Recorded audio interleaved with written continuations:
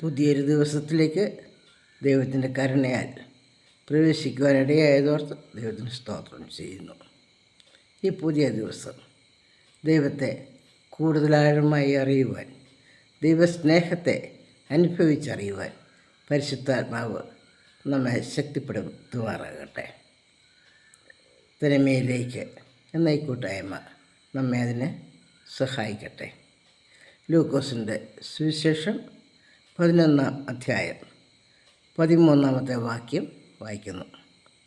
അങ്ങനെ ദോഷികളായ നിങ്ങൾ നിങ്ങളുടെ മക്കൾക്ക് നല്ല ദാനങ്ങളെ കൊടുപ്പാൻ അറിയുന്നുവെങ്കിൽ സ്വർഗസ്ഥനായ പിതാവ് തന്നോട് യാചിക്കുന്നവർക്ക് പരിശുദ്ധാത്മാവിനെ എത്ര അധികം കൊടുക്കും. ദോഷികളായ നിങ്ങൾ, കർത്താവ് ഇവിടെ സംബോധന ചെയ്യുന്നത് മാതാപിതാക്കളെയാണ്. മാതാപിതാക്കളും മക്കളും തമ്മിലുള്ള സ്നേഹമാണ് ഏറ്റവും നിഷ്കളങ്കമായ സ്നേഹം. ആ സ്നേഹം പ്രകടിപ്പിക്കുന്നതിലും ദോഷത്തിൻ്റെ അംശം ഉണ്ട് എന്ന് കർത്താവ് സൂചിപ്പിക്കുകയാണ്. നിങ്ങൾ നിങ്ങളുടെ മക്കൾക്ക് നല്ല ദാനങ്ങളെ കൊടുക്കുമ്പോൾ ദൈവ അനുഗ്രഹത്തോടെയുള്ള ദാനങ്ങളാണോ നൽകുന്നത്?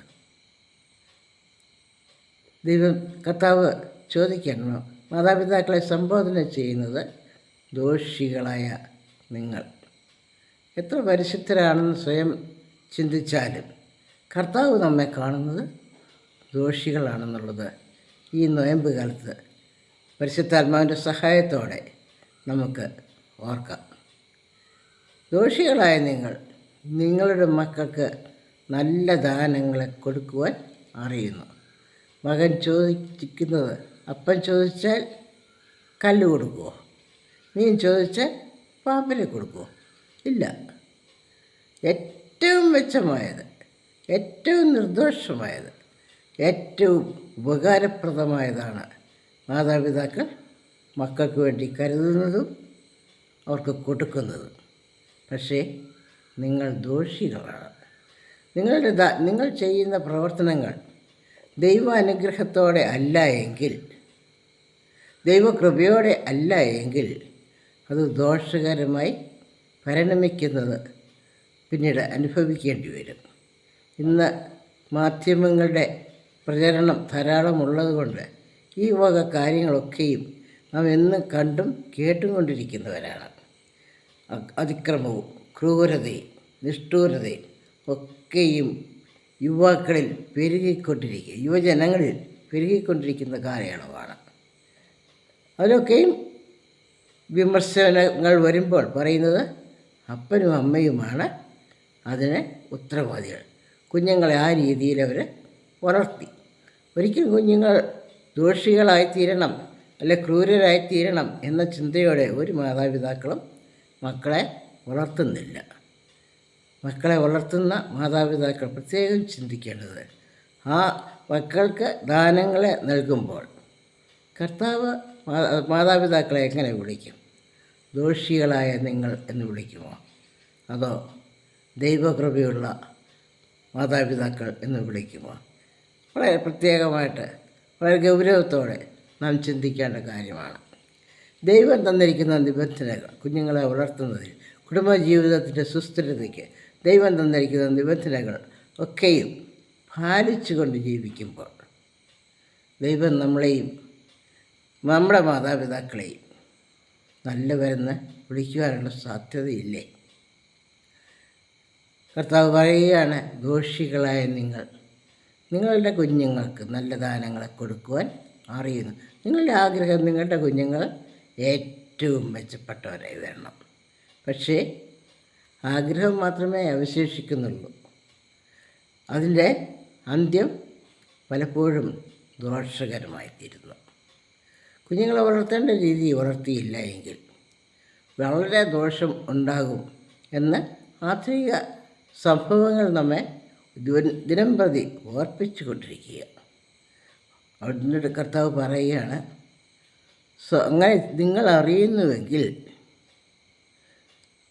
സ്വർഗസ്ഥനായ പിതാവ് തന്നോട് യാചിക്കുന്നവർക്ക് പരിശുദ്ധാത്മാവിനെ എത്ര അധികം കൊടുക്കും. പരിശുദ്ധാത്മാവിനെയാണ് ദൈവം നൽകുന്ന ദാനം. നമ്മിൽ എത്ര പേര് പരിശുദ്ധാത്മാവിനെ നൽകണമേ എന്ന് പ്രാർത്ഥിക്കാറുണ്ട്? നമ്മുടെ തന്നെ ജീവിതത്തെ നമുക്കൊന്ന് ശോധന ചെയ്യാം. എപ്പോഴും നമ്മുടെ പ്രാർത്ഥനകൾ ഭൗതിക ആവശ്യങ്ങളെ കൊണ്ട് നിറഞ്ഞതല്ലേ? ദൈവത്തിൻ്റെ പരിശുദ്ധാത്മാവിനെ പ്രാപിക്കുവാൻ എത്രമാത്രം വാഞ്ച നമുക്കുണ്ട് എന്ന് നമുക്ക് നമ്മെ തന്നെ ശോധന ചെയ്യാം. ദൈവമേ, നിൻ്റെ പരിശുദ്ധാത്മാവിനാൽ ഞങ്ങളെ നിറയ്ക്കണമേ. മനുഷ്യൻ മക്കളെ വളർത്തുമ്പോൾ മാതാപിതാക്കൾ ദോഷികളാണ്. എന്നാൽ സ്വർഗസ്ഥനായ പിതാവ് നല്ലവനെയും ദുഷ്ടനെയും ഒരുപോലെ കരുതുന്നവനാണ്. അവൻ നല്ലവൻ്റെ മേലും ദുഷ്ടൻ്റെ മേലും സൂര്യനെ ഉദിപ്പിക്കുകയും മഴ പെയ്യുകയും ചെയ്യുന്നു. അവൻ എല്ലാവർക്കും ഒരേ രീതിയിൽ എല്ലാവരെയും സ്നേഹിക്കുന്നു. അവൻ ഭൗതിക ആവശ്യങ്ങൾ നിറവേറ്റുമ്പോൾ, മരുഭൂമിയിൽ മന്ന കൊണ്ട് പോഷിപ്പിക്കുമ്പോൾ എല്ലാവർക്കും ഒരേ ഭക്ഷണം എല്ലാവർക്കും വേണ്ടുവോളം ലഭിക്കുവാനിടയായി. പുതിയ നിയമത്തിലേക്ക് നമ്മൾ വരുമ്പോൾ കർത്താവ് അത്ഭുത പ്രവൃത്തികൾ ചെയ്യുമ്പോൾ 5 അപ്പം കൊണ്ട് 5000 പേരെ പോഷിപ്പിക്കുമ്പോൾ എല്ലാവർക്കും ഒരേ ഭക്ഷണം, ഒരു വ്യത്യാസവുമില്ല. പ്രായഭേദമന്യേ എല്ലാവർക്കും ഒരേ ഭക്ഷണം. ദൈവം നൽകുന്ന അനുഗ്രഹങ്ങളിൽ വിവേചനം ഇല്ല. പരിശുദ്ധാത്മാവ് നമ്മെ ജീവിതത്തെ വിവേചിക്കുവാൻ സഹായിക്കുന്നു. പരിശുദ്ധാത്മാവിൻ്റെ ദാനമായ ഫലമായ സ്നേഹം, സന്തോഷം, സമാധാനം, ദീർഘക്ഷമ, ദയ, പരോപകാരം, സൗമ്യത, ഇന്ദ്രിയജയം ഇവ നമ്മിൽ ഉണ്ടാകുമ്പോൾ നമ്മുടെ കുടുംബജീവിതം സന്തോഷപൂർണ്ണമാകുന്നു. നമ്മുടെ സമൂഹ ജീവിതം സന്തോഷപൂർണ്ണമാകുന്നു. നമ്മുടെ തലമുറകൾ അനുഗ്രഹത്തോടെ വളരുവാനിടയാകും. പരിശുദ്ധാത്മാവിനെ കൂടുതലായി പ്രാപിക്കുവാൻ ഈ നോയമ്പിൻ്റെ നാളുകൾ നമ്മെ സഹായിക്കട്ടെ എന്ന് ആത്മാർത്ഥമായി പ്രാർത്ഥിക്കുന്നു.